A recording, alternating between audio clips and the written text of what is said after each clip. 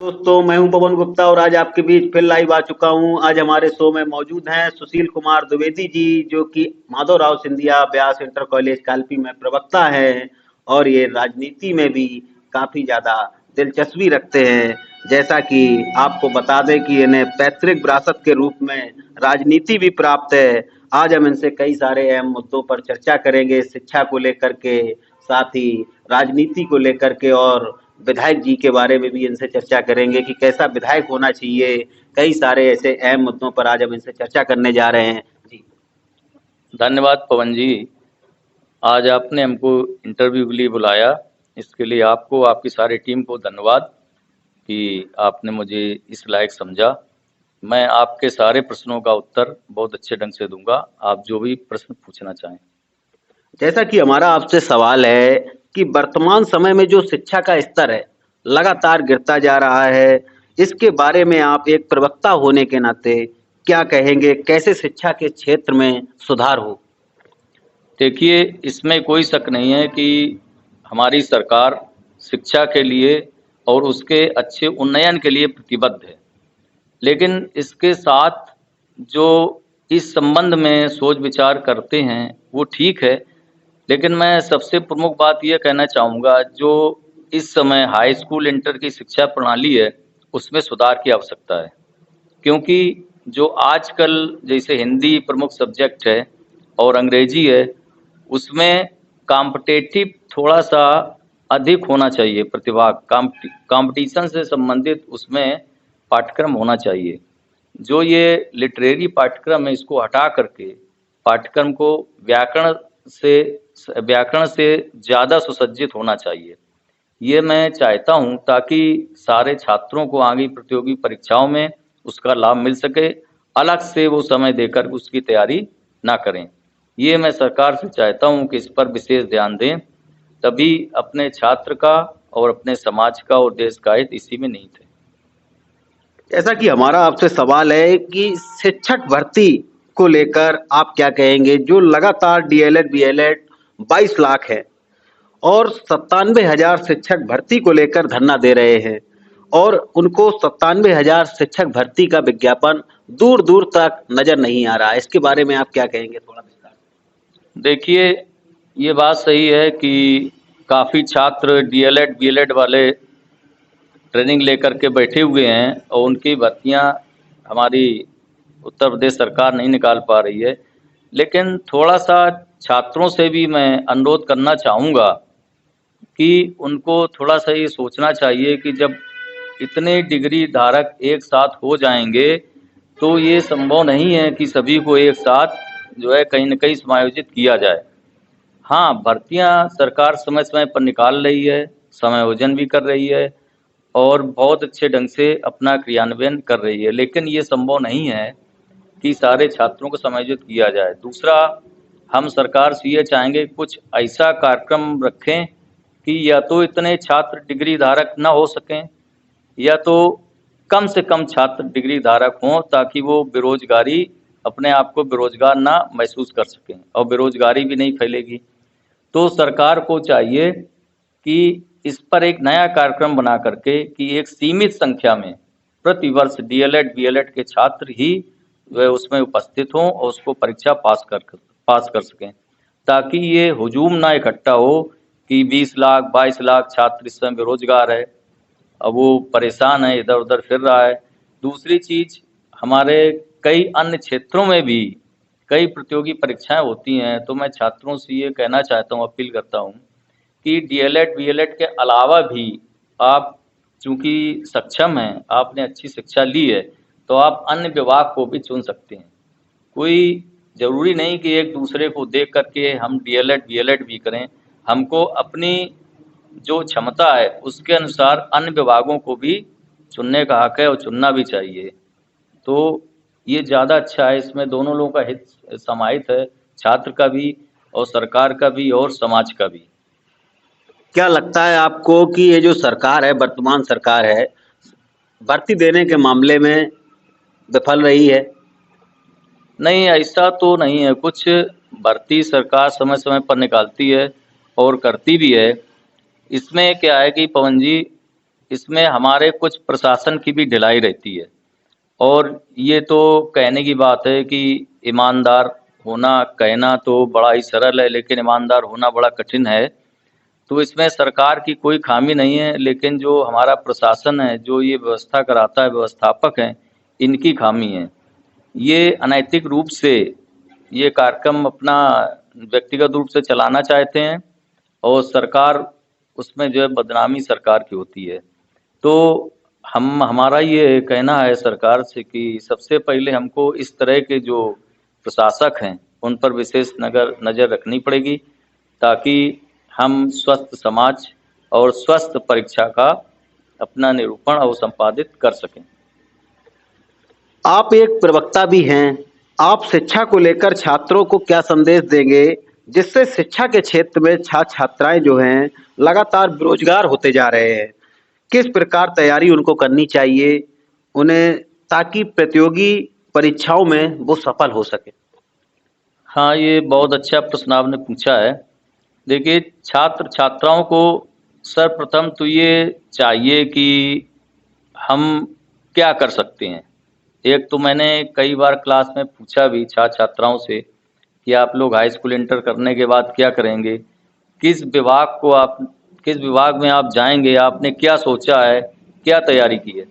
तो छात्र को हाई स्कूल में ही ये सोच लेना चाहिए कि हमको किस विभाग की ओर अग्रसर होना है या किस विभाग में मुझे नौकरी चाहिए, उसके अनुसार वो तैयारी करे।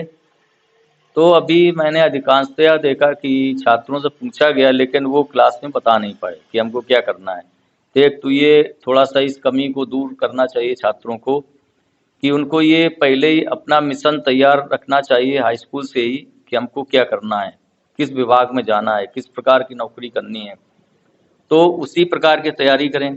दूसरा, मैंने अभी बताया था कि थोड़ा पाठ्यक्रम भी थोड़ा उससे अलग है प्रतियोगी परीक्षाओं से, तो छात्रों को अलग से तैयारी करनी पड़ती है। तो इस पर एक छात्रों को अलग से अपना थोड़ा समय देने की आवश्यकता है, बराबर लगातार उसी के साथ में। चूँकि कई परीक्षाएँ प्रतियोगी ऐसी हैं कि जिसमें अटेम्प्ट एक ही 2 मिलती हैं। जैसे IIT की परीक्षा हुई, तो इंटरमीडिएट करने के साथ और एक इंटरमीडिएट के बाद, परीक्षा पास करने के बाद 2 अटेम्प्ट प्राप्त होते हैं। तो छात्रों के पास इतना समय नहीं है कि वो पहले हाई स्कूल इंटर की परीक्षा की तैयारी करें, उसके बाद कॉम्पिटिटिव एग्ज़ाम की तैयारी करें। तो वही मैं कहना चाहता हूँ कि छात्रों की पूरी कमी नहीं है इसमें, बेरोजगारी में और प्रतियोगी परीक्षाओं में ना आना। थोड़ा-सा सरकार को भी इस पर ध्यान देना पड़ेगा पाठ्यक्रम पर। दूसरी बात, अभिभावकों को छात्र पर अपने छोड़ देना चाहिए कि छात्र हमारा बच्चा क्या करना चाहता है और किस विभाग में जाना चाहता है, उनको अपनी इच्छा नहीं थोपनी चाहिए। कई छात्र ऐसे भी हैं कि वो बनना चाहते हैं कि मैं बैंक में जाना चाहूँगा। अब उसके पिताजी सोच रहे हैं कि हमारे बगल पड़ोस वाला छात्र तो PCS में आ गया, तो आप भी PCS की तैयारी करिए। तो ये चीज़ नहीं होनी चाहिए। छात्रों को एक अंदर भी ये भावना नहीं होनी चाहिए और अभिभावक के अंदर भी ये भावना नहीं होनी चाहिए कि आप अपनी इच्छा छात्र पर थोपें। तो इसमें वो छात्र असफल रहेगा फिर, तो इससे बेरोजगारी फैलेगी। तो इसमें दोनों का हित संभव नहीं है, ना छात्र का हित संभव है, ना इसमें सरकार और समाज किसी का भी हित संभव नहीं है। उसके ऊपर छोड़ दें, जो तैयारी कर रहा है वो क्या बनना चाहता है, वो अपना मिशन जरूर तैयार रखे, तभी उसको सफलता मिलेगी। छात्रों से ये विशेष अनुरोध है कि अपना हाई स्कूल इंटर के साथ साथ तैयारी करें और अपना एक मिशन बनाएं कि हमको कहाँ क्या करना है। जैसा कि इन्होंने बहुत अच्छी बात कही है कि जो छात्र छात्राएं हैं वो अपना एक मिशन बनाए कि हमको हाई स्कूल इंटर के बाद क्या करना है, किस विभाग में जाना है। चलो ये तो हो गई शिक्षा को लेकर के बात। अब हम इनसे राजनीति की भी बात करेंगे और इनसे जानेंगे कि कैसे क्या होना चाहिए। जी, आप सरकार किस प्रकार होनी चाहिए ये बताइए, और प्रशासन सुदृढ़ कैसे हो, सबसे पहले सवाल। देखिए, सरकार तो जो भी बनती हैं वो चाहती हैं कि हम अच्छा शासन चलाएं, लेकिन अच्छा शासन चलाने के लिए आपकी मशीनरी भी अच्छी होनी चाहिए, ईमानदार होनी चाहिए। और धरातल पर जो आपकी जो प्रक्रियाएं क्रियाएं जो आपने जो प्रदेश चलाने के लिए जो भी योजनाएं बनाई हैं, उनको धरातल पर उतारा जाए। लेकिन सरकार तो चाहती है, मुख्यमंत्री जी भी चाहते हैं, मंत्री भी गण भी चाहते हैं, लेकिन हमारे कुछ जो प्रशासक हैं, उसको जिनको क्रियान्वयन करना है उनकी योजनाओं को, वो धरातल पर इतनी ईमानदारी से उसको नहीं कर पाते हैं। वो कागजी घोड़े ज़्यादा दौड़ाते हैं, लेकिन धरातल पर समाज को ना दिखने के कारण सरकार की किरकिरी होती है और इतनी अच्छी अच्छी योजनाएं लाने के बाद भी सरकार को सब बातें समाज की सुननी पड़ती हैं। तो इसमें सरकार को ध्यान देना चाहिए और मंत्री गण को भी ध्यान देना चाहिए अपने अपने विभाग के, कि हमारे साथ में जो आईएएस लॉबी लगी है वो कितनी ईमानदार है और नीचे वाले कर्मचारी कितने ईमानदार हैं, और उनको देखने की आवश्यकता है समय समय पर, क्योंकि मंत्री लोग इतना निरीक्षण नहीं करते हैं जीतने के बाद, और वो कहते ज़रूर हैं और ठीक है, लेकिन ये भी सोचना चाहिए कि आपको भी अपने क्षेत्र पर जाकर, आप जहाँ से विधायक चुने गए हैं वहाँ पर जाकर आप देखें कि हमारा जो अधिकारी है हमसे संबंधित वो धरातल पर कितनी ईमानदारी से काम कर रहा है। अगर ईमानदारी से वास्तव में काम कर रहा है तो आपको जनता चाहेगी और सरकार को भी चाहेगी। इस पर सभी का जो है, इस पर सभी का सुख निहित है। इस प्रकार सरकार को ये कार्य करना पड़ेगा। सर सरकार जो है समाज के व्यक्ति को समृद्धशाली कैसे बनाया जाए ताकि सरकार बनाने के लिए जनता प्रेरित हो? देखिए, सरकार को समृद्धशाली बनाने के लिए जनता को सबसे पहले तो रोजगार परक योजनाएं निकालनी चाहिए, और हम देख रहे हैं कि बराबर सरकार योजना परक कई योजनाएं निकाल भी रही है समाज हित के लिए। लेकिन थोड़ा सा, जैसा कि मैं बुराई स्वरूप नहीं कह रहा हूँ, थोड़ा सा ये जो पिछले साल भी बजट आया था, भारत सरकार ने पेश किया था, और इस साल भी थोड़ा बजट आया है, चूँकि उससे जो साधारण व्यक्ति है वो थोड़ा निराश हुआ, कर्मचारी गण भी निराश हुए हैं, व्यापारी भी, और अन्य जो छोटे वर्ग है वो भी। थोड़ा सा देखिए, जो मैं मानता हूँ आपकी अर्थव्यवस्था ठीक नहीं रही है कोरोना की वजह से, कोरोना काल 2-3 साल चलता रहा, बराबर चल भी रहा है, लेकिन इसके बावजूद भी सरकार को जो हमारी 70% पॉपुलेशन है वो साधारण कर्मचारी हैं, चाहे व्यापारी वर्ग में हो चाहे कर्मचारी हो, तो उसके लिए बजट में थोड़ा सा ध्यान विशेष रखना चाहिए, जो कि 2 साल से नहीं रखा जा रहा है। तो मैं ये मांग करना चाहूँगा भारत सरकार से, और सरकार भी उसमें मांग करे भारत सरकार से, कि जो साधारण व्यक्ति हैं उनके जीवन यापन के लिए आप थोड़ा बजट में विशेष ध्यान दें। चूँकि जब हमारा, देखिए, जो एक चैन होती है वो हमारा देश है। एक इंग्लिश पोएट ने लिखा भी है, a chain is as strong as its weakest link, each one of us is the link that is our country. तो जो चैन है वो हमारा देश है, और लिंक है वो यहाँ का सिटीजन है, नागरिक है। तो जब यदि मुझे चैन मजबूत रखनी है, अपना देश समृद्धशाली बनाना है, समाज स्वस्थ बनाना है, समाज अच्छा बनाना है, तो एक एक कड़ी हमको मजबूत करनी पड़ेगी। जब तक एक एक कड़ी मजबूत नहीं होगी, हर व्यक्ति समृद्धशाली नहीं होगा, तब तक हमारा समाज, हमारा प्रदेश, हमारा देश मजबूत बन ही नहीं सकता। हम चाहे जितनी अच्छी योजनाएं चलाएं, तो उसके लिए बजट में थोड़ा सा साधारण व्यक्तियों के लिए भी विशेष ध्यान रखना पड़ेगा, जो हमारी सरकार अभी उतना ध्यान नहीं दे पा रही है और ना दिया गया है। तो मैं ये चाहता हूँ कि समृद्धशाली बनने के लिए इस पर जो साधारण 70% पॉपुलेशन है उस पर विशेष ध्यान दिया जाए। विधायक को अपने क्षेत्र में किस प्रकार कार्य करना चाहिए ताकि जनता उन्हें खुश होकर विजय प्राप्त करा सके?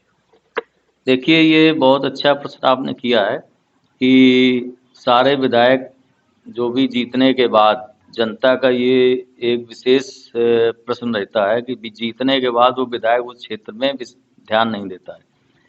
तो जनता को क्या चाहिए? जनता की जो मूलभूत समस्याएं हैं कि उसके गांव की, नगर की जो है सड़कें अच्छी हों, नालियां अच्छी हों, और पानी व्यवस्था अच्छी हो, बिजली व्यवस्था अच्छी हो, यही उसकी मूलभूत समस्याएं हैं।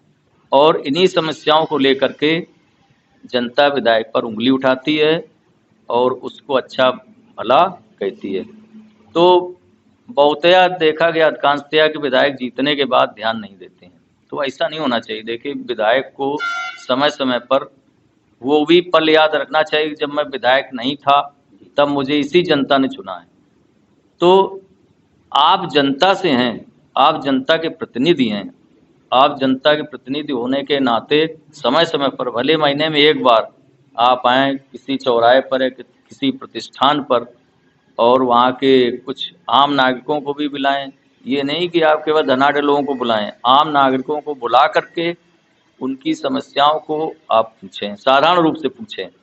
और अपने निवास पर भी आप 15 दिन या 1 महीने में उनकी समस्याओं को निस्तारण के लिए एक ऐसी योजना बनाएं महीने में आप अपने कार्यालय में कि उनकी समस्याएं निस्तारित हों। आप उनकी समस्याओं को खुद स्वयं सुनें, स्वयं निस्तारित करें। आप अपने पीए या अन्य सहयोगियों के द्वारा करने पर या उनके क्रियान्वयन पर आप जो है डिपेंड ना हो। आप स्वयं सुने, स्वयं निस्तारित करें, ताकि जनता ये सोचे कि नहीं, हमारा विधायक बहुत अच्छा है, हमारी बात सुनता है। और जब आप इस तरह कार्य करेंगे तो हो ही नहीं सकता है कि आप दोबारा वहाँ से विजयी ना हो। जरूर आपको जनता चाहेगी और आप वहाँ से बराबर विजयी होंगे। क्योंकि कई हमने विधायक देखे हैं जो बराबर 7-7, 6-6, 5-5 बार चुनाव जीत रहे हैं। क्यों जीत रहे हैं? उसका कारण यही है कि जनता से सीधे संपर्क होता है, सीधे संवाद होता है, सीधे उनकी समस्याएं सुनी जाती हैं। और ये नहीं चुनाव आ गया तो हम आपकी समस्याएं सुन रहे हैं, आपको हम बुला रहे हैं, आपके बीच जा रहे हैं, खाली वोट मांगने चले गए, और इसके बाद उनकी जो जीतने के बाद कोई मतलब नहीं है, ना कोई समय दे रहे हैं, ना पता पड़ा कि जनता विधायक जी से मिल ही नहीं पा रही है। तो ये सब नहीं होना चाहिए। अगर आपको वास्तव में स्थायित्व रखना है, और मैं तो ये चाहता हूँ हर अच्छे विधायक को एक अच्छा बनना चाहिए, हर विधायक को, और एक अपना स्थान और एक अपना स्थान निश्चित कर लेना चाहिए कि हमको किस जगह से कैसे चुनाव लड़ना है, अगला कहाँ उसका किस प्रकार विकास करना है, ताकि जनता प्रसन्न होकर के हमको माने आखिरी हाथ पर न जोड़ने पड़े कि हमें वोट दे, वो स्वयं कहे कि हमको ये विधायक चाहिए। कितना अच्छा आप कार्य करें, इस प्रकार का आप कार्य करें, तभी ये संभव है कि अच्छा समाज बनेगा, अच्छा प्रदेश बनेगा और जनता भी खुश रहेगी। जैसा कि इन्होंने बहुत अच्छी बात कही है कि जो विधायक हैं वो जनता से बराबर संवाद करते रहें, मीटिंग करते रहें और उनसे मिलें, ताकि जनता खुद उनकी मांग करे कि हमको ये विधायक चाहिए। विधायक को ये मांग ना करनी चाहिए कि हमें जनता के पास जाना पड़े। हमारा आपसे एक और सवाल है कि प्रदेश सरकार क्या और किस प्रकार की व्यवस्था करे ताकि जनता पुनः सरकार बनाने को प्रतिबद्ध हो? हाँ, ये भी आपका अच्छा प्रश्न है पवन जी। सरकार को ये चाहिए सबसे पहले कि जो ये नगर की कोई भी नगर हो, जो भी मूलभूत समस्याएं हैं उन पर विशेष ध्यान दे। देखिए, अभी हमारे भारत सरकार ने ये स्मार्ट सिटी योजना चलाई। ये बहुत अच्छी योजना है, कोई बात नहीं, बहुत अच्छी योजना है। लेकिन इसके साथ साथ मैं ये कहना चाहूँगा कि जो हमारी सिटियाँ बनी हुई हैं, जो नगर बने हुए हैं, तो उन्हीं को ही पहले स्मार्ट रूप दिया जाए, उन्हीं का ही पहले पूर्ण विकास किया जाए। इसके अलावा हम एनआरआई सिटी और स्मार्ट सिटी और भी बना सकते हैं, लेकिन सबसे पहले जो हमारी सिटी बनी हुई है उसको हमको बहुत अच्छे ढंग से बनाना होगा। दूसरी बात, प्रदेश सरकार को अच्छे ढंग से स्थायित्व रूप से चलाने के लिए मैंने बताया कि सबसे पहले आपके जो प्रशासन शासन में कर्मचारी बैठे हुए हैं, तो उनको आपको सबसे पहले ये ईमानदारी का पाठ आपको पढ़ाना अति आवश्यक है। और आपके सारे जो भी योजनाएं हैं उनको धरातल पर आपको बराबर उनके द्वारा प्रस्तुत करना होगा। और जब तक नीचे से नीचे, निचले से निचले स्तर के व्यक्ति को आपकी योजनाओं का लाभ नहीं मिलेगा, तब तक वो नहीं चाहेगा कि सरकार ये रहे। हाँ, इस बार वर्तमान सरकार ने, प्रदेश सरकार ने और भारत सरकार ने भी पूरी कोशिश की है कोरोना के समय और अभी भी बराबर जो छोटे तबके का व्यक्ति है उस तक उनकी योजनाओं का पूरा लाभ मिल रहा है। हाँ, मिल रहा है लाभ, लेकिन उतना नहीं मिल रहा है जितना मिलना चाहिए। जितना हमारी प्रदेश सरकार खर्च कर रही है छोटे गरीबों पर, उनको अन्न देना और अन्य सुविधाएं देना, और समय समय पर उनके अकाउंट में पैसा भी आ रहा है, तो इसके साथ साथ थोड़ा ये भी ध्यान देना पड़ेगा कि हमसे संबंधित जो कर्मचारी हैं वो कितनी ईमानदारी से अपना कार्य कर रहे हैं। इस पर और थोड़ा अगर ध्यान दिया जाए और सारी योजनाओं को क्रियान्वयन अच्छे ढंग से किया जाए धरातल पर, तो निश्चित रूप से जनता चाहेगी कि यही सरकार रहे, हमको और दूसरी सरकार नहीं चाहिए। भारत सरकार के संबंध में आपकी क्या राय है, थोड़ा इसे विस्तार से बताएं। देखिए, भारत सरकार हमारी बहुत अच्छा कार्य कर रही है और उनकी जितनी भी योजनाएं हैं वो बहुत अच्छी हैं। एक तो सबसे पहली बात, सन 2014 में हमारे माननीय प्रधानमंत्री श्री नरेंद्र मोदी जी ने जब से सत्ता संभाली है, तब से भारत की आर्थिक स्थिति में बहुत अच्छा इजाफा हुआ है, क्योंकि आम पब्लिक को इससे कोई मतलब नहीं रहता है। वो तो पब्लिक ज़्यादातर अपना निजी स्वार्थ अधिक देखती है। तो थोड़ा सा निजी स्वार्थ को अलग हट करके देखा जाए तो सबसे पहले देश का हित जरूरी है। तो हमारे प्रधानमंत्री जी ने कई ऐसी योजनाएं चलाई हैं जिससे हमारी देश की आर्थिक स्थिति बहुत अच्छी हुई है, इसमें कोई शक नहीं है। यदि देखिए, विरोधी पार्टियों का तो काम ही है कि उनका विरोध करना, लेकिन एक विरोध करने की वजह होनी चाहिए। बिना वजह से विरोध करना ये कोई अच्छी बात नहीं है। तो हम ये चाहते हैं कि जो विपक्षी पार्टियां भी हैं वो भी प्रधानमंत्री जी अच्छा कार्य कर रहे हैं तो उनका सहयोग करें। और दूसरी बात, थोड़ा सा मैं भारत सरकार से ये चाहूँगा, चूँकि अपने यहाँ जो मध्यम वर्ग है वो सबसे अधिक है, तो मैंने भी जैसा कहा कि बजट में मध्यम वर्ग पर विशेष ध्यान दिया जाए। चूँकि अभी जो 2 बजट पेश हुए हैं उस पर, ठीक मैं मानता हूँ कोरोना की वजह से उस पर विशेष ध्यान नहीं दिया गया, क्योंकि आर्थिक स्थिति इतनी अच्छी नहीं थी कि ताकि इनकम टैक्स में व्यक्तिगत रूप से छूट दी जाए, स्लैबों को बढ़ाया जाए। लेकिन मैं चाहूँगा कि भारत सरकार अच्छा कार्य कर रही है, इसके साथ भी एक अच्छा कार्य और करे ताकि मध्यम वर्ग भी प्रसन्न रहे। थोड़ा सा आपको उनकी प्रसन्नता का, उनकी समृद्धता का, इस पर भी ध्यान भारत सरकार को देना पड़ेगा और देना चाहिए। और बाकी जो भी भारत सरकार के समय समय पर नए नए कार्य हो रहे हैं बहुत अच्छे हैं, और अगर इसी प्रकार सरकार बराबर, मैं तो ये सभी से कहता हूँ कि देश को आप पहले देखें। तो जब मेरे प्रधानमंत्री देश को बहुत अच्छा चला रहे हैं तो हम क्यों चाहेंगे कि दूसरी सरकार आए? मैं तो नहीं चाहूँगा दूसरी सरकार आए, और समाज के लोगों को ये भी नहीं चाहिए कि दूसरी सरकार आए, उनको भी नहीं चाहिए। उनको भी ये चाहिए कि जब देश अच्छे ढंग से चल रहा है, ईमानदारी से चलाने वाला ईमानदारी से चला रहा है, तो सरकार चलने दी जाए। इसी में देश का और समाज का सभी का हित संभव है। देखिए, ये 70 साल का कूड़ा था जो पहले मैंने देखा कि पढ़ा कि कई बैंकों में बहुत पुराना एनपीए चल रहा था। लिक्विडिटी जो मुद्रा की थी वो 30-32% रह गई थी। बैंकें ये सोच रही थी कि हम अपना कार्य कैसे करेंगे, जनता का पैसा ये सुरक्षित कैसे कर पाएंगे। तो मोदी के आने के बाद वो समस्या को रखा गया, तो उन्होंने अपनी यहाँ की जो मुद्रा चल रही भारत सरकार की, पता पड़ा उससे 3-2 गुना अधिक मुद्रा फेक मुद्रा चल रही है, जो है डुप्लीकेट मुद्रा चल रही है। तो वो संभव नहीं था कि उसको सुचारू रूप से चलाया जा सके उसी मुद्रा की तरह। जबकि अपने यहाँ संविधान में ये प्राविधान है कि हर 10 साल में मुद्रा का जो है दूसरा चयन किया जाए, मुद्रा चेंज की जाए। तो प्रधानमंत्री जी ने ये बहुत अच्छा कार्य किया कि उस मुद्रा को बदला, उससे देश का विकास हुआ।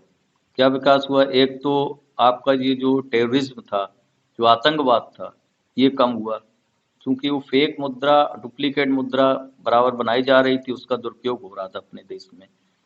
तो ये नोटबंदी करके हमारे प्रधानमंत्री जी ने बहुत अच्छा कार्य किया। इसमें कई व्यापारियों को, और जो माने उसमें अनावश्यक रुपया कमाते हैं 2 नंबर का, उनको जरूर दिक्कत हुई होगी, लेकिन देश को एक बहुत बड़ा माने देश के लिए बहुत बड़ा योगदान दिया मोदी जी ने। इसको सभी पढ़े लिखे लोगों को थोड़ा सा इस पर मनन करना चाहिए। इसका विरोध कतई किसी को नहीं करना चाहिए। मनन करना चाहिए, जैसा कि इन्होंने बताया कि लोगों को मनन करना चाहिए। आज हमारे साथ सुशील कुमार द्विवेदी जी जुड़े हुए थे, जो कि प्रवक्ता हैं और राजनीति में भी काफ़ी अच्छा संपर्क रखते हैं। मिलते हैं आपको फिर ऐसे ही शो में, जब तक आप देखते रहिए समाचार 24 इंडिया।